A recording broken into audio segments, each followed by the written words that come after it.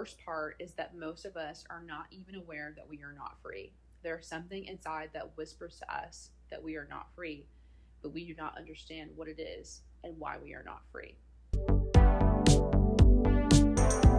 Hello, and welcome to When Are You Free? I am your host, Aaliyah Joyce, and I am so happy that you decided to join me today.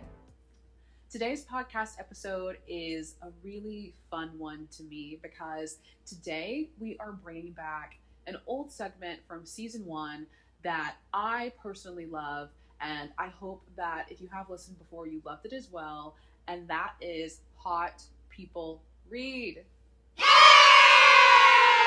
So if you have not listened in season 1, I started a little segment called Hot People Read. My heart behind it is this. I truly believe that attractive people read books. That's just my slogan. That's my presidential campaign running selling point for the future. When you read, it does make you more attractive. It makes you hotter to other people. It makes you hotter to yourself. Your intellect just gets off the charts. There's so many benefits to it, right? I believe that this is able to be studied in nature. And yeah, I just have so much proof to back it up. So my claim last year when I first started this segment came from Jacob Elordi, the Frankenstein, Wuthering Heights, hottie king himself, right? In 2024, maybe it was 2025. Jacob Elordi's fine self was walking around, wherever he was walking around in California, and he had, I just love when he has those little jeans on, but he had his little jeans on, and in his back pocket, he had a book. It was just like rolled up. Somehow it fit in his whole back pocket. He's a pretty big guy, so I'm pretty sure he has big jeans, and he's just fitting the whole book in the back pocket. It must be so good to be a man. I couldn't imagine my pockets having that much room for anything, but he did that. He was walking around in the bookstores. He was just walking places in general and looking down, reading a book, and somehow a paparazzi was around every corner snapping the perfect shot for people's thirst edits on TikTok, and we were all blessed by it. If I'm going to be so honest with you and myself, really just jump-started something in me. And I will say, he was also not the only celebrity that was participating in this trend at the time. Kendall Jenner was doing the same thing. Addison Rae, sometimes they do set these things up. They'll have paparazzi catching them doing stuff, but it's all for branding. It's all for marketing purposes, and just walking around pretending like, oh, you just caught me off guard. I'm just casually walking down the street reading my book. Whatever. It's all planned, and it's all to sell you something, to sell you some false image. Okay. But to me, I just didn't see any harm in it whatsoever. I thought, you know what? Thank God. This is such a positive change. We need this. You know what? If you guys, I don't care really if you guys are reading this stuff or not. I mean, it's whatever. But I think this is a good influence for the kids. I'm a person who has always been very passionate about reading. I've had bouts where I've fallen in and out of love with it, but it's something that I've always returned back to, especially now. In my adulthood, it's become something that's very important to me. I have reading goals, and I try to challenge myself with reading different genres as well. When I was growing up, I used to always be the kid that was at the library, whether it was at school or outside of school. I kid you not, I didn't have a lot of friends when I was growing up, and so my summers would be spent at my local public library, and I would go there, I would check out books for the summer, and movies, and just have the most amazing time. And it just invigorated me and allowed my mind a safe place to go. So I've just always been a person who has been enthralled by reading. I just want to implore other people to do it more, simply because of the fact, girl, I just don't want you to be ugly. You know, people who are interesting read books. That's just how it is. And when you're interesting, you're more attractive, you're hotter. And that's science, and you could fight me on it in the comments if you want, but you will not win. I think one reason that I'm so passionate about people reading books is because I truly believe that education is the great equalizer. That's a term that you probably hear coined a lot in politics and education reform. And it's something that I found has rang so true in my own life. I don't think that I would be in the position that I am in today, financially, socially, mentally, physically, if I did not have the opportunity to get an education, to learn, and to grow as a human being, I wouldn't have the same opportunities if I had not been for the fact that I have been a person that considers myself a lifelong learner. I've always cared so much about academics since I was a child. And I think that a big part of that comes through being able to read. And I understand, like, people growing up, English and reading might not have been your favorite thing. I know that some people, they really struggle with learning disabilities. You might have dyslexia or something like that that makes reading actually something that is super challenging to you. And so I'm completely respectful of that. I think that for me, my heart behind Hot People Read is just being a person that is always willing to learn. So again, it might not be through books. You could learn a lot by, doing, by trying to figure out processes, taking them apart with your own hands. You might be a person that also learns audibly, where you might listen to books or you might listen to podcasts like this one or others, where you are able to process information to learn more about the world, other people, other cultures, yourself. And I am such a big proponent of those things as well. And so I say all of this, like, again, with a tone of lightheartedness. I just believe that reading is such a great avenue that a lot of people can participate in more to aid them in the process of being a learner. Another reason that I'm such a big proponent of this is because reading plays such a huge part in you advancing in your education. And advancing in your education has a direct correlation with how you perform economically. And so there are so many people that are kept in poverty simply because they are illiterate and not able to advance in education. Maybe they're not able to graduate high school or to graduate college just because they have such difficulty learning how to read or how to process things or learning how to take tests even. Because I think that a lot of us forget about it and forget about other people who are impacted by those things. I also look at our current political and social climate, and it's something that always concerns me and should concern us all when we look at where we are headed as a nation and where we are headed as a world. And part of that is because people are not informed. They don't really know what is going on. Sometimes people don't know how to make the best decisions or how to help bring about change within their organizations, within their communities, within their cities, their states. And part of you being able to make a difference is knowing the right steps, knowing what to do. And that only comes by means of education, of being informed and being well read. And so that's something that I'm super passionate about, and I hope that we all can become more earnest about.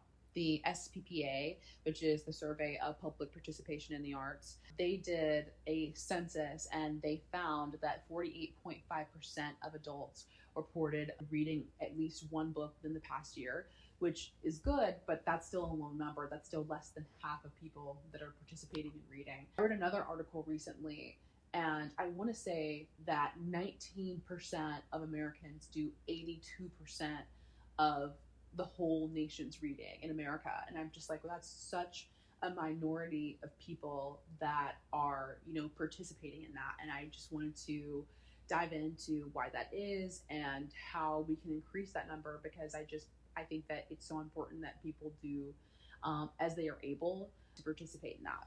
And this is just the last thing that I'll say about reading just in general, which you'll just hear all throughout my Hot People Read, is that I want to talk about different benefits of reading and how it impacts not only yourself but the people around you, but also, guys, reading is just fun. If you're a person that is able and does not have like a learning disability or doesn't have access to books, if you are able, I find that reading is just such a fun experience because you get to choose from so many different genres. There's a wealth of perspectives out there that can do so much to mold your mind, to make you sharper, to make you more emotionally intelligent, and just a more well-read, well-rounded person. And so I don't know, you guys. I feel like it can be fun, and you can do cute little things like today. Like, I'm gonna tell you guys about the book that we'll be going through today, and it's just so fun. I did all of these little sticky tabs and stuff like on the book, and I did like little highlights and stuff throughout the book. You can make reading fun. You can annotate. You can have cute little bookmarks. There's just so many ways that you can make reading fun. So we're going to get into today's Hot People Read, which is The Four Agreements by Don Miguel Ruiz. This is actually a book that I read last year, and it's not really that old of a book, but it's older to me. I think that it was really popular when I was like maybe a child, so it really would not have meant as much to me. But as an adult, I feel like I had this book recommended to me through so many different people. It was endorsed by Oprah Winfrey. Tom Brady even said it's a book that he lives his life by. So if you think he's a hot person, Tom Brady read this book. I don't know if I think that Tom Brady's a hot person, but I mean, a lot of people do. So look, there's a proof in the pudding right there. And there's another popular YouTuber. Her name's Fumi, and I follow her on TikTok. And she's actually the first person that I had heard of. That's in a person that I followed who had read this book. And I think that Fumi is just so intelligent, and she just has so much knowledge and wisdom about career, life, world, love, all the things. And she mentioned this book on her channel, and I immediately put that on my TBR. And I finally got around to reading it last year, and it had such a profound impact on me. I actually didn't even buy the physical copy first. I rented it, or I checked it out through Libby. And if you don't know what Libby is, it's an app that you can download on any device that you have. And you're able to check out books from your local library. So you can check out ebooks from there, audiobooks. And it's such a great resource. And so highly recommend Libby if you don't already have it. And so I checked it out there from my library, and I read it on my iPad. And I would get on the treadmill, and I would just be, scrolling away. And I read that book last year, and it was so profound to me. And it's not a terribly long book. I think it's definitely less than 150 pages. As you can see, I'm just holding it up. It's very short, but to me, it has such profound truths inside of it. I very much enjoyed it. So just to give you a little bit of the breakdown of the book, it has like an introduction, it goes into the four agreements, and then he kind of has like a few concluding chapters and some prayers at the end, because it's a wisdom book, but it's also a little bit spiritual. And so he has that at the end of the book. And so it's very simple in its layout, which is what I love about it.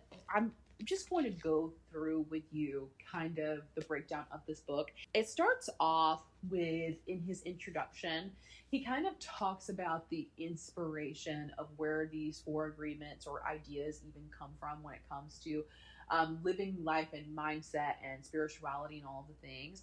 And he starts off by talking about how the practice of all of this comes from, I think it's an ancient civilization in Mexico called the Toltec people. And that's where he gets a lot of this inspiration and the ideas of this book from. And it's so strange to me personally how the book starts, because he talks about how life itself is a dream, how you're always in a constant state of dreaming, that when you are awake, you're still dreaming because it's all just your perception. And then when you're sleeping, it's like you're still dreaming. It's just the fabric of it is more subject to change. Like you don't have as much control over it. Like there's not as much structure as it is when you are awake. And I feel like just that first part, I was like, what? For the whole first part of the book, like it was very confusing to me. I was like, that's a little woo-woo.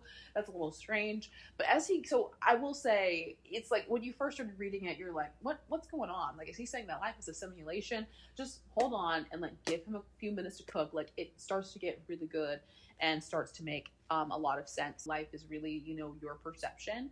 And he starts off by talking about how everything that you believe, all the things that like the things that you live by, your morals, all kinds of things. Like you had to agree to perceive life in a certain way. Like you start off as a child with a blank slate. You're, very free in your way of thought and are open to anything. But as you grow up and as you become disciplined as a child, as you are trained by your parents and by society, you make these agreements with them, with society, that this is just how things are and this is just how it should be. And some of those agreements are wrong. And they cause you to have a untrue and sometimes negative and damaging perception of yourself, of others, and the fabric of reality in general. And yeah, so it gets like very deep, like very fast. But I believe that he breaks it down in a simpler way than I even said just now. The 4 agreements, as he goes through them, talk about how to undo these negative agreements that you've made, and how, basically just how to switch those around so that way you can live a flourishing life and kind of experience heaven on earth in a way. I know how it sounds, but it's actually really good. Just hold with me. The first agreement is to be impeccable with your word. He says the first agreement is the most important and it's also the most difficult to honor. And he starts off just by talking about how important words are in general. And the reason that it is so important from his point of view is that he believes that your words create your own reality. So he says your word is the gift that comes directly from God. The Gospel of John in the Bible, speaking of the creation of the universe, says, "In the beginning was the Word, and the Word was with God, and the Word is God." Your word can create the most beautiful dream, or your word can destroy everything around you. You have to be so careful about the words that you speak over yourself. You have to be so careful about the words that you speak over others, because, and the Bible also does talk about this, is about how there is the power of life and death in the tongue. And so I think that in this day and age, we can be very flippant in what we say. And I also believe that we can kind of be a culture of people that are very quick to share our opinions, quick to pop off with a tweet, a TikTok or response video or whatever. And we're not easy to listen to other people and to listen to other perspectives. I think that's why we are so divided and more polarized than ever, is because we are people that are not really careful with the words that we say. I have to be so careful about the words that I say, just because they can manifest themselves into my reality, and they can dramatically alter my reality or somebody else's if I am using it to be malicious or hateful or super negative. And he talks about it later in the chapter, and it's actually one of my favorite parts, because, and I've talked about this before on the channel, about how I sometimes hate when people, and myself included, when I talk badly or other people talk badly about other people and spread rumors and gossip. And he just said it so perfectly about kind of how I feel about gossip and talking bad about people. But he said gossiping has become the main form of communication in human society. It has become the way we feel close to each other, because it makes us feel better to see someone else feel as badly as we do. There is an old expression that says, "Misery likes company, and people who are suffering in hell don't want to be all alone."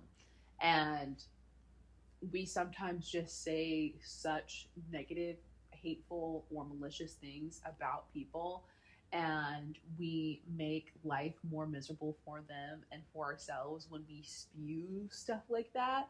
And I sometimes don't think that we understand the repercussions of being that way. And yeah, so I am not perfect about it, but over the years I've been like, oh, hold your tongue. Don't say that out loud, as much as you might want to vent about this person to this stranger, or to complain about this person. And I think that there's a safety to do that sometimes within your close certain circles, but I just try very hard not to speak badly about people or about situations that I don't know anything about, because I really believe that it's poisonous to you and to that other person and to whoever hears it. Love, be impeccable with your word. The second agreement is don't take anything personally. What I feel like he was trying to get at is that the way that people treat you, how they speak to you, everything has to do with that other person. It has nothing to do with you. I love how he explains it, because he basically says that when we always take things super personally, is we are making every single thing about us. People will hurt you because they have their own hurt that they're working through, and a lot of the time that's the reason why they treat you that way. And it's not even just when people treat you badly. I love this part too. It's not just like, oh, like people, treat you in a negative way because there's something wrong with you. Like, people also don't even treat you good because there's something exceptionally great about you either. I know that sounds like really crazy. I'll kind of read it. He says, whatever people do, feel, think, or say, don't take it personally. If they tell you how wonderful you are, they are not saying that because of you. You know you are wonderful. It is not necessary to believe other people who tell you that you are wonderful. And I love that part too, because it's like, wait, like, oh, is that saying that I'm not like good, that I'm not worthy? He's like, no, like you are wonderful. Like the truth exists outside of what people think, is what he's mainly trying to get at. And he's like, you need to have confidence in who you are, and who you are as a person, in your own thoughts and in your own perception of who you are, outside of other people's opinions and perceptions of you. I love it just because you can live your life authentically, not worrying too much if you are pleasing or disappointing other people. You can just be and know that I'm a good person, to know that I'm an honest person, I'm compassionate, I'm all these things, and I don't have to have other people validate those things in me. You have an inner confidence in yourself. And I just love that, just because I think that so often, myself and also others, we are so quick to like rise and lift ourselves with other people's approval, but like we die with their rejection. And if you are like that all the time, you're just always on this roller coaster of emotions, because you can't please everybody perfectly when like all of the time. Even like if it's strangers, people that are close to you, you can't constantly be in good standing and have a good perception, be had of yourself by everybody at all times. It's just not possible. And so instead of being tossed like this way and that by other people's opinions all the time, you can just have a quiet confidence in yourself. The third agreement is don't make assumptions. He talks about how important it is to not make assumptions about other people, or about what other people think or what they feel or anything like that. He emphasizes how important it is in your everyday relationships to clarify with people, to always ask questions and to never assume. And I think that we all do this to a certain extent, where we will make assumptions about what people think about us, our friends, our partners. Like I say, that you're in a romantic relationship, and sometimes you get very frustrated with your partner because they don't show up for you in the way that you would like them to. And we assume, well, if they really loved me, if they really knew who I was, then they would just do X, Y, and Z. And the truth is that that's just not how people are. Nobody can assume anything about anyone unless it's clearly communicated. Again, a basic statement that so many of us do not practice on a daily basis. And he gets into why we as human beings do that. And it's because we feel afraid. And I know that sounds crazy, but the way that he describes it is like, we have millions of questions that need answers, because there are so many things that the reasoning mind cannot explain. It is not important if the answer is correct. Just the answer itself makes us feel safe. This is why we make assumptions. And the fourth agreement is to always do your best. And the main thing out of this one is how important it is to always do your best, but know that your best is not always going to be the same. Sometimes you are going to be more tired than others. You'll have had more sleep. Sometimes you'll have less, more to eat, less to eat, more time, less time to do the things that you need to do. And in all things, I think it's just like you just have to do the best with what you have. And he talks about how that just gives you ultimate fulfillment all of the time, because you know that no matter what, you're always giving it your best, even if it's at different levels. And he emphasizes how doing your best, just the ritual of it, is super important, because just doing that gives you contentment. He talked about how some of us, we will do a lot of things because we have to, but if we do things like with just the thought of just giving it our all, just doing our best, just because we love it, just because we love doing our best, that it reframes our mindset and helps give us contentment, even in the mundane, even in the things that we feel like we have to quote unquote do. He says, it doesn't matter if you are sick or tired. If you always do your best, there is no way you can judge yourself. And if you don't judge yourself, there is no way you are going to suffer from guilt, blame, and self-punishment. By always doing your best, you will break a big spell that you've been under. And I'm just going to read this little excerpt. And again, this is just him talking about people and like them working their jobs. He says, for example, most people go to work every day just thinking of payday and the money that they will get from the work they are doing. They can hardly wait for Friday or Saturday, whatever day they receive their money, and can take time off. They are working for the reward, and as a result, they resist work. They try to avoid the action, and it becomes more difficult, and they don't do their best. They work so hard all week long, suffering the work, suffering the action, not because they like to, but because they feel they have to. They have to work because they have to pay the rent, because they have to support their family. They have all that frustration, and when they do receive their money, they are unhappy. They have 2 days to rest, to do what they want to do, and what do? They try to escape. They get drunk because they don't like themselves. They don't like their life. There are many ways that we hurt ourselves when we don't like who we are. On the other hand, if you take action just for the sake of doing it, without expecting a reward, you will find that you enjoy every action you do. Rewards will come, but you are not attached to the reward. And then he kind of goes into how doing your best is almost like an act of worship to God, and also an act of love to yourself by just always doing your best in everything that you do. And yeah, and so those are the 4 agreements. And then the last part of the book, he kind of does just like a little bit of a recap, and talks about like breaking the old agreements. I feel like his whole synopsis with breaking the old agreements is to bring people freedom to themselves in their everyday lives.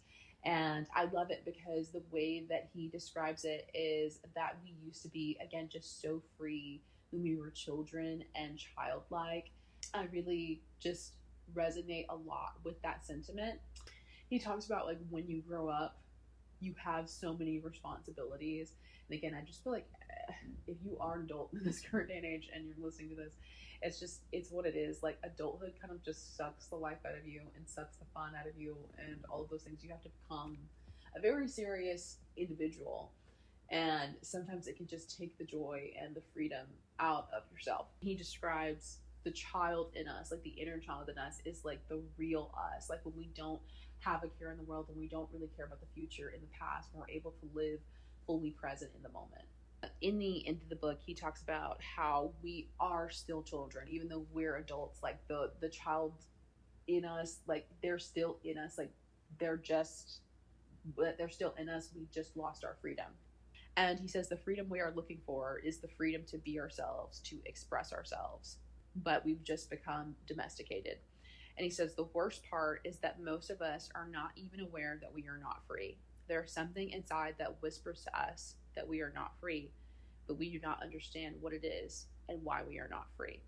And then it kind of goes into how to break those things. It's all very complicated. It's all a little bit wee-woo, but I'm telling you, there's just some deep stuff in here. I don't know if I've done the best job of explaining this book, but that's why I read so many quotes, because I just feel like he says it so much better than I can.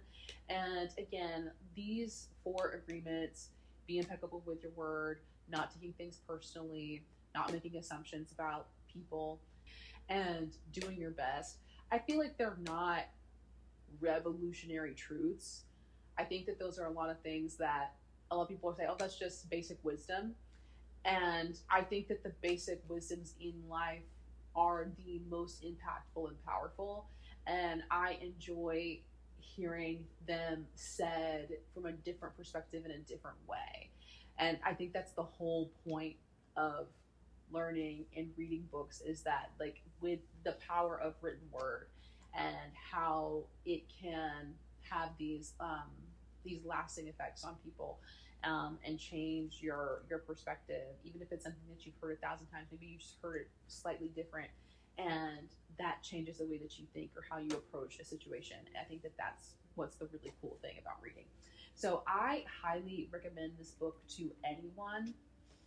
I've actually given it to a fair amount of people for their birthday, and I don't know if anybody's read it, but I'm like, girl, you should just like give it a chance, like read this book. I feel like it's so life-changing. I think that especially even the Doing Your Best one, I think about that one all the time. And so yeah, you guys, I feel like this book is a 5 out of 5. Some people don't feel that way. Some people think that the truths in it are too basic, but again, I think that there's beauty and so much power in simplicity. And so if that's something that you resonate with yourself, or even if you found some of the quotes that I read from it very interesting, I recommend that you pick it up. It should be on most people's Libby. It's a very popular best-selling book, so a lot of the time Libby just has a good amount of copies of these. And also, I think if you have Kindle Unlimited, it should be on Kindle Unlimited. And if not, it is so inexpensive at your local Walmart, probably your secondhand bookstore, thrift books. I enjoyed even going back through this, just annotating and reading some of my favorite parts and revisiting those things. I just feel like it was so good for me. And honestly, I cannot wait until the next round of Hot People Read. Again, we're gonna switch it up. We'll be doing some fiction, some nonfiction, some cutesy fun books, and some deeper books. And I think that's just the beauty of it all. And so I just can't wait to go through and to do some more deep dives into books with you guys. And so yeah, but I think that I have said it all today. If you like this episode, please rate the show, please comment, please subscribe, tell your friends. But I think that is all that I have for now. I'll see you next time on